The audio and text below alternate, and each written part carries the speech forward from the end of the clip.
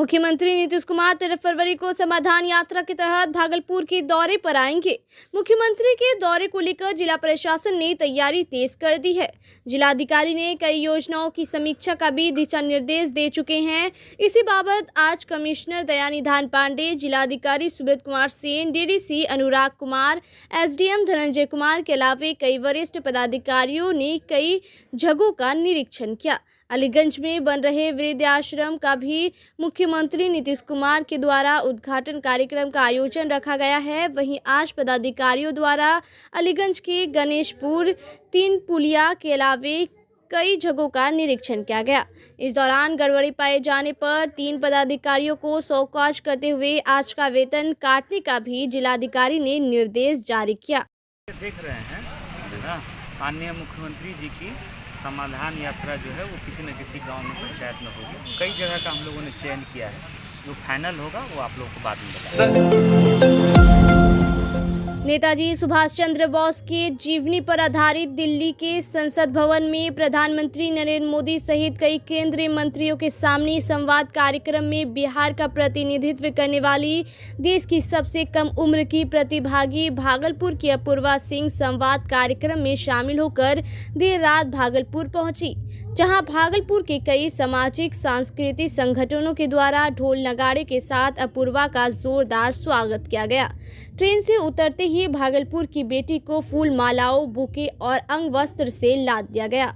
Railway protection force और GRP के द्वारा स्क्वाड करते हुए अपूर्वा को स्टेशन परिसर से बाहर लाया गया, जहां से जुलूस के शक्ल में अपूर्वा अपने आवास विक्रमशिला कॉलोनी पहुंची। इस दौरान अपूर्वा ने कहा कि वह देश के सबसे कम उम्र के प्रतिभागी के रूप में संवाद कार्यक्रम में भाग ली, इसको लेकर खुद को गौरवान्वित महसूस कर रही है। साथ ही 11वीं की छात्रा ने बताया कि प्रधानमंत्री से मिलकर और उनके द्वारा संवाद की जाने के दौरान काफ़ी कुछ सीखने को मिला और वह आगे भी भागलपुर, बिहार और पूरे देश का नाम रोशन करने का काम करेंगी। वहीं अपूर्वा की मां और भागलपुर की पूर्व उप महापौर डॉक्टर प्रीति शेखर ने कहा कि यह भागलपुर सहित पूरे बिहार के लिए गौरव का विषय है। जिस तरह अपूर्वा ने संसद भवन में प्रधानमंत्री और कई केंद्रीय मंत्रियों के सामने नेताजी के विषय में संवाद किया और पूरे बिहार का प्रतिनिधित्व करते हुए अपनी बातों को रखा, वह पूरे बिहार के लिए गर्व का विषय है। हम आपको बता दें कि अपूर्वा मूल रूप से बांका चटमाढ़ी की रहने वाली है। अपूर्वा के पिता मृणाल शेखर और माता प्रीति शेखर भागलपुर के विक्रमशिला कॉलोनी में रहते हैं। अपूर्वा की प्रारंभिक पढ़ाई भागलपुर के निजी स्कूल से हुई है। वर्तमान समय में अपूर्वा जयपुर में रहकर पढ़ाई कर रही है। अपूर्वा के पिता मृणाल शेखर अमरपुर विधानसभा से भाजपा के पूर्व प्रत्याशी रह चुके हैं। वहीं माता प्रीति शेखर शहर में प्रखर वक्ता के रूप में जानी जाती हैं। अपूर्वा के दादाजी स्वर्गीय गुणेश्वर प्रसाद सिंह बिहार सरकार के शिक्षा मंत्री रह चुके हैं। संसद भवन में बिहार का प्रतिनिधित्व करने वाली एकमात्र प्रतिभागी अपूर्वा की चर्चा पूरे शहर में हो रही है। मुझे बहुत अच्छा लग रहा है कि इतने कम उम्र में मुझे इतना सदन में अपना प्रतिनिधित्व करने का मौका मिला।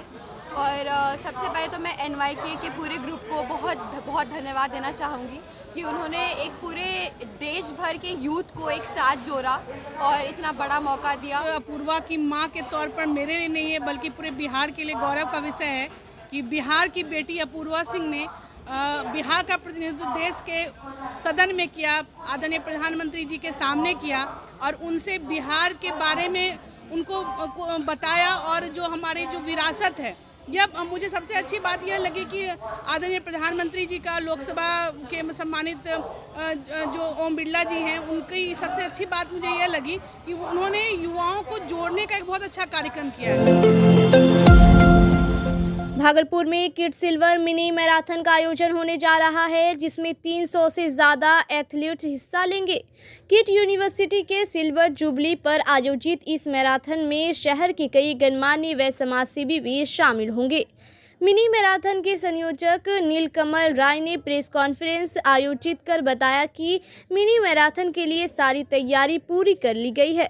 विश्व के 25 देशों में 29 जनवरी को मिनी मैराथन का आयोजन होना है, जिसको लेकर भागलपुर में भी मैराथन का आयोजन किया जा रहा है।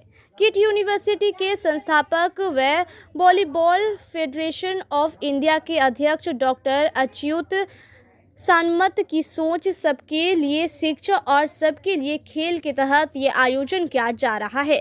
मिनी मैराथन शहर के संडिस कंपाउंड से होकर पुलिस लाइन, कचहरी चौक, मनाली चौक होते हुए तिलका मांझी चौक होते हुए पुनः संडिस कंपाउंड में आकर समाप्त हो जाएगी। इस दौरान मैराथन में भाग लेने के लिए मिनी मैराथन कमेटी के द्वारा पहले जाने वाले टी शर्ट का लोकार्पण भी किया गया।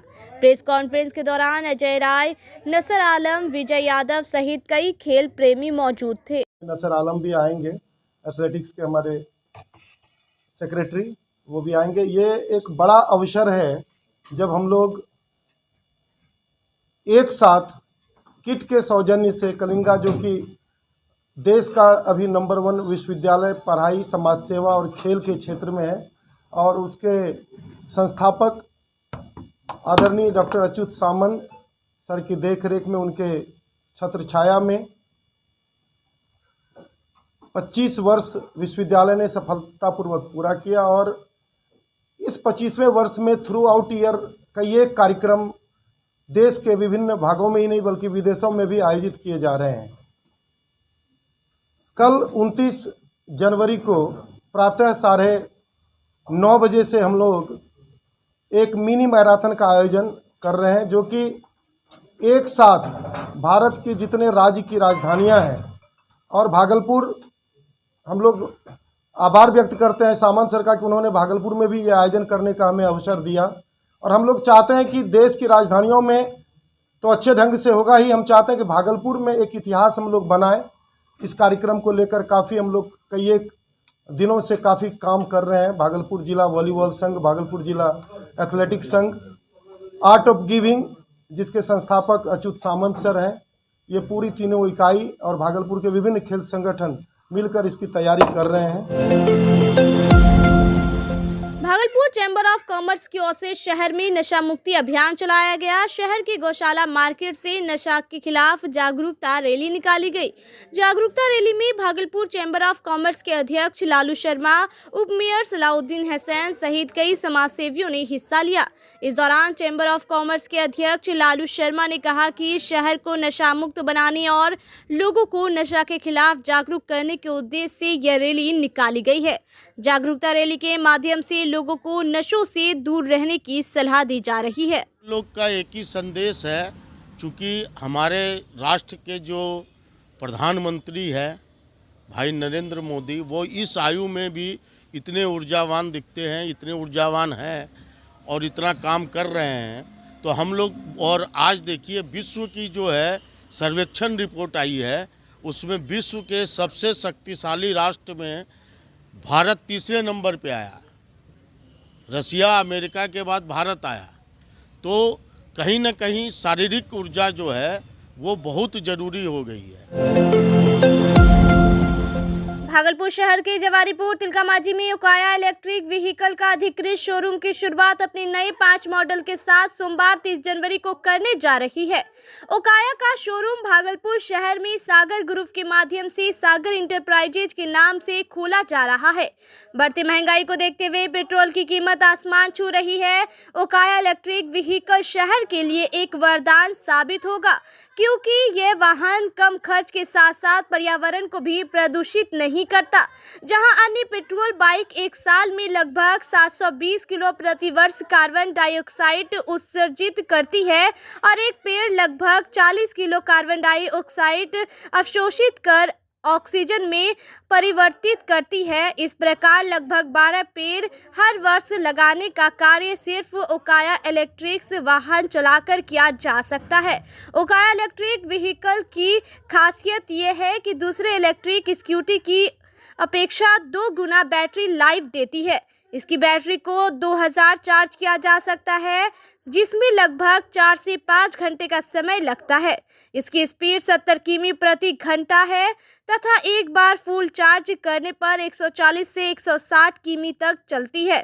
इसमें लिथियम फेरो फॉस्फेट बैटरी लगी होती है, जिससे भारतीय मौसम को ध्यान में रखकर बनाया गया है।